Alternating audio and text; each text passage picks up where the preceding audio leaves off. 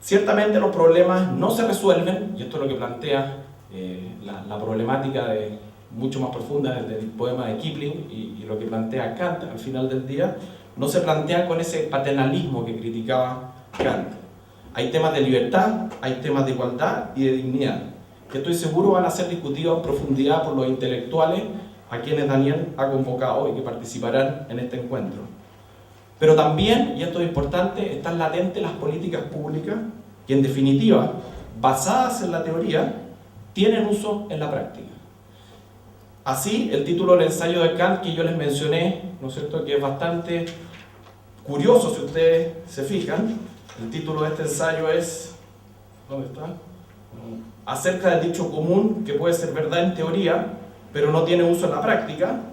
Yo espero que después de este seminario sea acerca del dicho común que puede ser verdad en teoría y sí tiene uso en la práctica. Espero que así sea y muchas gracias. Y gracias a Daniel por haber convocado a todo este excelente grupo intelectual.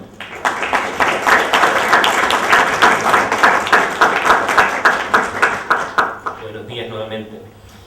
Mi intención es ahora hacer una pequeña introducción, por lo menos una parte de la problemática, una parte del debate, como es conocido, sobre todo desde un área de investigación que se ha ocupado intensamente del tema, la teoría y la filosofía política, también el derecho.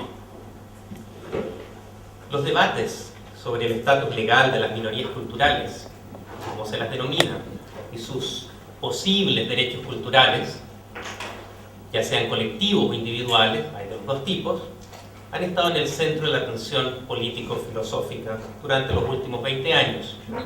Como el ministro mismo dijo, ha habido un renacer de estas políticas relativas a derechos culturales o a derechos colectivos, como no se conocía desde la Liga de las Naciones, digamos.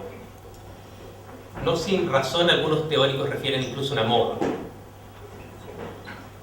Si bien en los primeros años el debate se caracterizó por un cierto consenso acerca de la necesidad, también acerca de la legitimidad de algunas de estas demandas, con notables excepciones, hasta el punto que algunos debates afirmaron que hoy en día todos somos multiculturalistas, Glover, por ejemplo, y otros afirmaron que los multiculturalistas ganaron la batalla, no tardaron en surgir voces disonantes. Como es común, pero también productivo para este tipo de debate, las posiciones interesantes son antagónicas. Por una parte, algunos autores ven en estas medidas un paso necesario para avanzar en el cumplimiento de la promesa de una sociedad democrática para generar una ciudadanía verdaderamente inclusiva. Los derechos liberales clásicos, por ejemplo, que junto a los derechos políticos y a los derechos sociales, en la interpretación de Marshall, por ejemplo, se caracterizan como un proceso de inclusión social y que hemos reflejado y que han alcanzado un alto nivel de aceptación con la obra de John Rawls, tendrían que ser complementados por un tipo nuevo de derechos culturales. De acuerdo a esta posición, si tomamos en serio las premisas básicas que animan a la sociedad democrática, no podemos entonces negarnos a aceptar este tipo de derechos.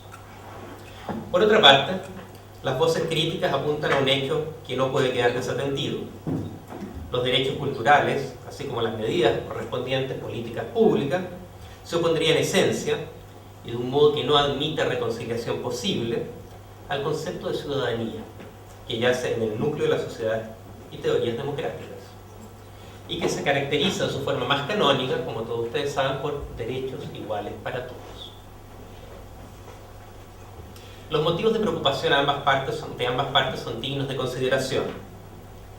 Mientras que los defensores de los derechos culturales dirigen su atención a la desventaja, la injusticia y la situación de desprotección, tanto una perspectiva histórica como sistémica, a la que están sujetas muchas de estas minorías, así como sus miembros, y a la necesidad de aceptar este tipo de derechos para fundar una sociedad realmente justa e inclusiva, las voces críticas dirigen su atención tanto a las posibles consecuencias devastadoras de este tipo de derechos en la sociedad, las consecuencias de esta idea serían poco deseables, como también a la incongruencia teórica de estas medidas. La idea misma sería insostenible.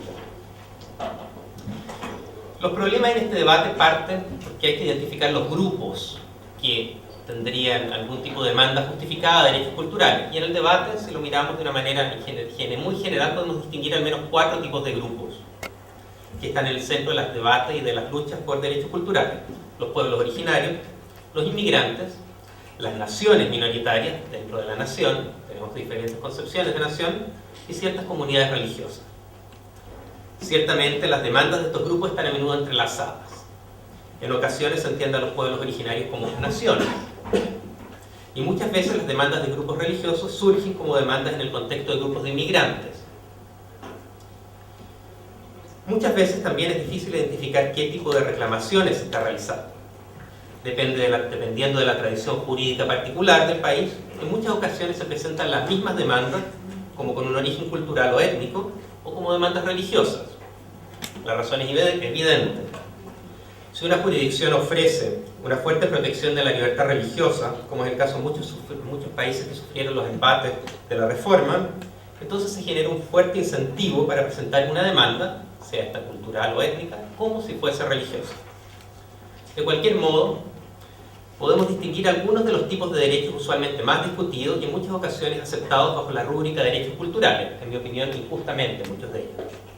Entre otros, estos son, en el caso de los pueblos indígenas, reconocimiento de derechos o títulos de tierra, defensa de tratados históricos y la firma de nuevos tratados, reconocimiento de derechos de autogobierno, el eslogan es territorios, no tierra, reconocimiento de derechos de lenguaje, de pesca, de caza, reconocimiento de ley de costumbres, excepciones de leyes de validez general, como por ejemplo en el uso de estupefacientes, garantía de presentación y o consultación en el gobierno central, afirmación legislativa o constitucional acerca del estatus distinto de los pueblos indígenas, ratificación y soporte de instrumentos internacionales sobre derechos indígenas, acción afirmativa para los miembros de comunidades indígenas.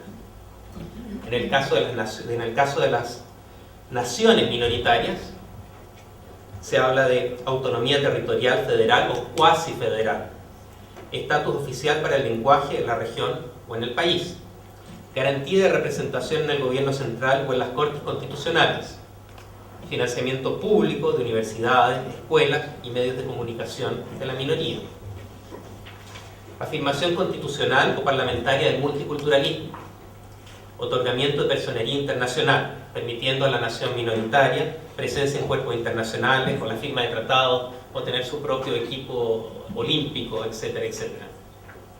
En el caso de los inmigrantes, los temas candentes son afirmación constitucional, legislativa o parlamentaria del multiculturalismo, a los niveles centrales, regionales y o municipales, adopción del multiculturalismo en los currículos escolares, la inclusión de representación étnica o al menos de sensibilidad con respecto a esta representación en los medios públicos o en los procesos de licencia de estos medios.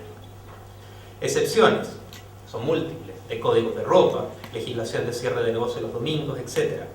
Por estatutos o por decisión de cortes. Permitir la doble nacionalidad.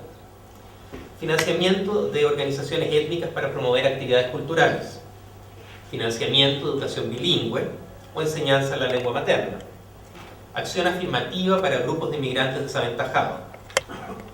En el caso de los grupos religiosos son muy discutidas las excepciones de normas generales válidas relacionadas con códigos de vestimenta, con el cierre de locales y los horarios de trabajo, con el trato de los animales, con el uso de estupefacientes, excepciones de políticas antidiscriminatorias e incluso de las leyes del tránsito. Derecho a retirarse excepcionalmente de los planes de seguridad social, obligatorio. Derecho y financiamiento de escuelas con carácter religioso, excepciones de los currículums de enseñanza, etc. Y finalmente, incluso en el caso de los grupos religiosos, encontramos demandas por regímenes de semisoberanía.